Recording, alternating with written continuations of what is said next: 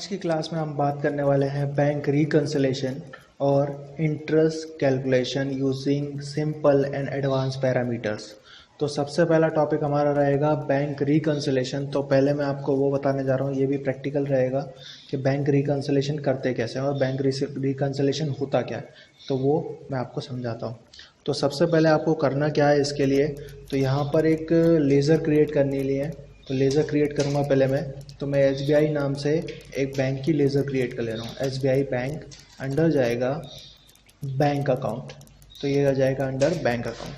ठीक है, उसके बाद ये कुछ इन्फॉर्मेशन पूछेगा, जनरल से इन्फॉर्मेशन है, आप आराम से फिल कर देंगे। ठीक है, IFSC कोड, अकाउंट नंबर वगैरह वगैरह, तो आराम से इसको यस करेंगे। और दूसरी मैं बनाने जा रहा हूँ एक सैलरी डेप्टर की लेज़र। तो सैलरी डेप्टर की लेज़र मेरे पास ऑलरेडी है, तो मैं आपको दिखा देता हूँ। एल्टर में यहाँ पे मिल जाएगा आपको रवि ट्रेडर्स नाम का एक डेप्टर मेरे पास ऑलरेडी है यहाँ पे। ठीक है, तो यहाँ पे रवि ट्रेडर्स नाम का एक डेप्टर मेरे पास ऑलरेडी है, तो मैं इसको आगे बताने वाला हूँ आप लोगों को करना क्या है। तो सबसे पहले यहाँ पर मैंने बैलेंस शीट में चेक कर लिया कि बैलेंस शीट में मेरे को पैसे लेने कितने हैं रवि से। तो रवि से पैसे लेने हैं मुझे 60,000 रुपये। ठीक है, तो ये 60,000 रुपये मेरे को रवि से लेने हैं अभी। ठीक है, रवि ने मेरे को कोई पैसा नहीं दिया, तो ये 60,000 रुपये रवि से लेने हैं। तो अब मैं क्या करने वाला हूँ, यहाँ पर अकाउंटिंग वाउचर में F6 से उससे पैसा रिसीव करने वाला हूँ। तो पैसा रिसीव करने के लिए क्या रिसीव कैसे कर रहा है, चेक से कर रहे हैं। तो चेक किस बैंक का दिया, चेक दिया उसने हमें, तो हम किस बैंक में डालेंगे, तो मैंने कहा कि मैं SBI में डाल रहा हूँ। ठीक है, तो SBI यहाँ पे लिखेंगे SBI बैंक, और यहाँ पर आ जाएगा रवि ट्रेडर्स का अकाउंट। तो यहाँ पे रवि ट्रेडर्स का अकाउंट ले लिया मैंने। तो रवि ट्रेडर्स ने मुझे 60,000 रुपये का चेक दे दिया। ठीक है, तो ये 60,000 रुपये चेक और एडजस्टमेंट में 60,000 रुपये यहाँ पे आ जाएंगे। अब यहाँ पे ट्रांजैक्शन टाइप में आएगा चेक एंड DD। ठीक है, तो ये चेक आ गया और यहाँ पे मैंने इसको कर लिया एक्सेप्ट करने के बाद ये एंट्री मैंने कर ली है। अब रिकंसिलेशन करने के लिए हमें करना क्या होता है, रिकंसिलेशन करने के लिए हमें जाना होता है बैंकिंग के अंदर। तो बैंकिंग के अंदर यहाँ पे मैं चला गया। उससे पहले मैं आपको बताया तो बैंक रिकंसिलेशन होता क्या है। मान लीजिए कि आपने किसी को चेक दिया या आपने किसी से चेक लिया, अब उसने हमें ये चेक दिया 1/4/2019 को, तो उसे ट्रांजैक्शन होने में टाइम लगेगा 2 से 3 दिन का। ठीक है, तो 2 से 3 दिन का टाइम लगेगा।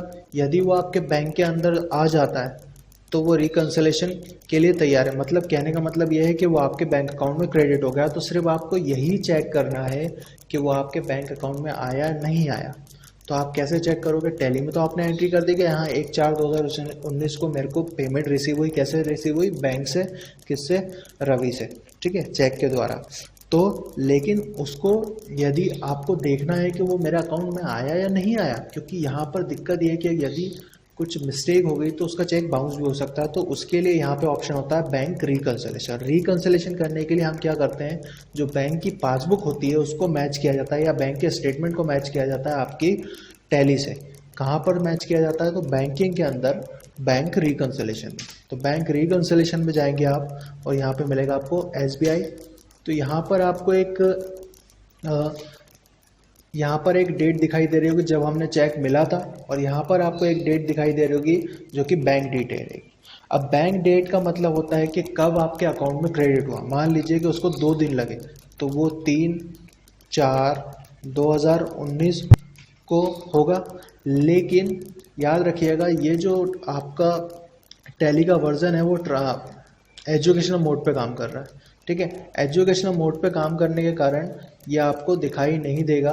ठीक है, तो सिंपली आप फिलहाल मतलब ये डेट लेगा नहीं। क्या होता है, एजुकेशनल मोड पे जो टैली काम करती है वो डेट 1 तारीख के अलावा और 31 तारीख के अलावा कोई डेट नहीं लेती है। तो यहाँ पे सिंपली मैं क्या करने वाला हूँ कि इसे 1/4/2019 ही मान लेता हूँ कि 1/4/2019 को ही वो क्रेडिट हो गया हमारे अकाउंट में। ठीक है, तो मैंने यहाँ पे 1/4/2019 कर दिया इसको। ठीक है, मान के चलिए कि भाई हमने जिस तारीख को दिया उसी तारीख को हमारे बैंक अकाउंट में आ गया। क्यों, क्योंकि ये एजुकेशनल मोड पे काम कर रही है। तो एजुकेशनल मोड में वो तारीख लेता नहीं है, दूसरी सिर्फ एक ही तारीख लेता है। ठीक है, तो सिंपली मैं यहाँ पे एंटर कर देता हूँ। हमारे को यहाँ पे 60,000 रुपये मिले। ठीक है। और 60,000 रुपये हमारा, अब कंपनी का बैलेंस कितना हो गया कि balance as per company's book 60,000 रुपये, यानी कि अभी फ़िलहाल हमारे पास ये चेक आ चुका है। लेकिन मान लीजिए मेरे को यहाँ पे एक और चेक मिला, ठीक है। किससे मिला? तो मैंने कहा कि मैंने रोहित को माल सेल किया मैंने। तो यहाँ पे मैं शॉर्ट में बता दे रहा हूँ आपको। यहाँ पे एक रोहित नाम की मैंने लेज़र बना ली और ये जाएगा सैलरी डेप्टर्स में, ठीक है।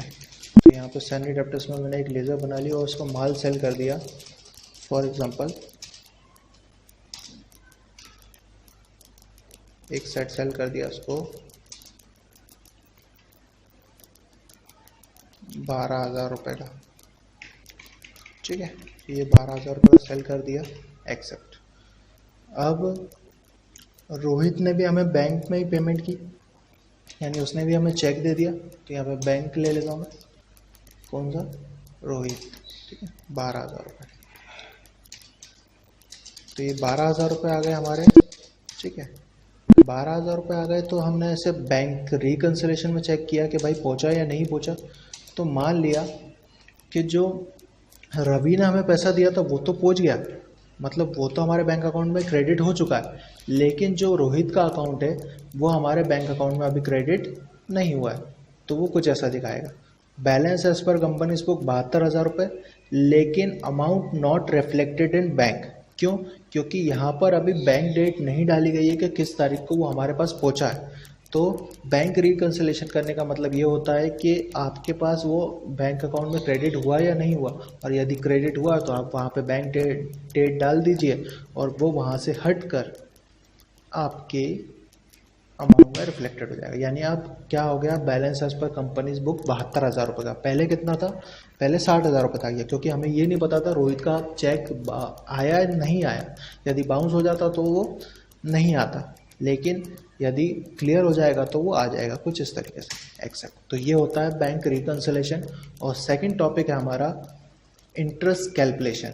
तो इंटरेस्ट कैलकुलेशन बता दे रहा हूँ मैं आप लोगों को। तो इंटरेस्ट कैलकुलेशन हम करेंगे, तो यहाँ पर सबसे पहले मैं एक लेज़र बना लेता हूँ, अकाउंट्स इन्फो लेज़र क्रिएट। तो यहाँ पे मैंने एक लेज़र बना ली रवि टू लोन के नाम से, ठीक है। ये रवि है जिससे हम लोन ले रहे हैं। तो यहाँ पे मैंने इसको लिख लिया सिक्योर लोन में से, ठीक है। तो यहाँ मैं लिख लेता हूँ सिक्योर लोन्स, ठीक है। मैंने इसको सिक्योर लोन ले लिया। ये लोन लाइबिलिटीज़ के अंदर जाता है। और सिंपली यहाँ पे आपको यस कर लेना है एक्टिव इंटरेस्ट कैलकुलेशन। लेकिन सबसे पहले आप कहाँ यस करना पड़ेगा वो मैं आपको बता देता हूँ। तो ये यस होगा एक्टिव इंटरेस्ट कैलकुलेशन F1 में आउट का active interest calculation and use advance parameter के अंदर, ठीक है। कहाँ पर यस होगा? F11 company features, F1 accounting features के अंदर मिलेगा आउटस्टैंडिंग मैनेजमेंट में active interest calculation and use advance parameter. इसके बाद आप यस करेंगे, ठीक है। इसको यस करने के बाद यहाँ पर मैंने ऑलरेडी इसका नाम ले लिया है और उसका अंडर ले लिया है। उसके बाद यहाँ मिलेगा आपको एक्टिव इंटरेस्ट कैलकुलेशन, इसको आपको यस करना है। उसके बाद for amount added and for amount deduct को फिलहाल मैं यस रख रहा हूँ। इसका काम मैं आपको 10 मिनट में समझाता हूँ क्या होता है, सॉरी 2 मिनट में समझाता हूँ क्या होता है, ठीक है। तो यहाँ पे 12%। तो यहाँ पे इंटरेस्ट स्टाइल पूछेगा, तो यहाँ पे आप कोई भी ले सकते हो, 30 डेज ले सकते हो, कैलेंडर मंथ ले सकते हो, मैं कैलेंडर मंथ ले लिया। ऑल बैलेंस, ठीक है, यानी कि क्रेडिट बैलेंस बढ़ने पे भी काम करे, बैलेंस घटने पे भी काम करे। तो मैंने यहाँ बोला ऑल बैलेंस। तो एप्लीकेबल कब तक हो, यानी कब से कब तक हमें इससे लोन लिया है, यानी 1 अप्रैल से मैंने लिया है 1 जुलाई तक के लिए लोन, ठीक है। 1 अप्रैल से 1 जुलाई तक के लिए लिया हुआ है और राउंडिंग रहेगी नॉट एप्लीकेबल, ठीक है। दोबारा आपको इंटरेस्ट फिल नहीं करना, यहाँ पे एंटर कर देना, यहाँ पे कर लेना इसको एक्सेप्ट। अब यहाँ तक हमने प्रोसेस कर लिए। अब उससे जो लोन की अमाउंट है, यानी जो लोन उससे हम ले रहे हैं वो हमारे पास आएगा। तो यहाँ पे अकाउंटिंग बाउचर में F6 receive voucher cash received होगा, किससे? रवि टू लोन से, यानी 25 हज़ार रुपये का लोन मैंने इससे ले लिया। तो ये हमारे पास से रिसीव होगा, ठीक है। अब ये दिखाई कहाँ देगा हमें? बैलेंस शीट में लोन लाइबिलिटीज़ के अंदर 25 हज़ार रुपये, ठीक है। अब आपको यदि इंटरेस्ट चेक करना है कि इंटरेस्ट तो दिखाई कहाँ देगा, तो ये दिखाई देगा display statement of accounts, interest calculation, interest payable या रिसीवेबल। तो आपने लोन लिया है तो इंटरेस्ट पे होगा, तो यहाँ पे इंटरेस्ट पेबल। तो आप यहाँ पे देखेंगे कि आपको 1 डे का ऑलरेडी दिखाई दे रहा है। क्यों दिखाई दे रहा है? क्योंकि हमने for amount added and for amount added को पहले से यस करके रखा था। यदि हम उसको नो रखते तो यहाँ पे 1 डे का दिखाई नहीं देता, यानी 1 डे का ऐड हो जाएगा इसके अंदर। फिर आपको क्या करना है, F2 प्रेस करना है। F2 क्या होता है? चेंज ऑफ पीरियड करने के लिए होता है, यानी आपको कब से कब तक का देखना है। तो मेरे को देखना है 1 अप्रैल 2019 से 1/7/2019 तक के लिए, ठीक है। और यहाँ पे 92 डेज़ का दिखा देगा।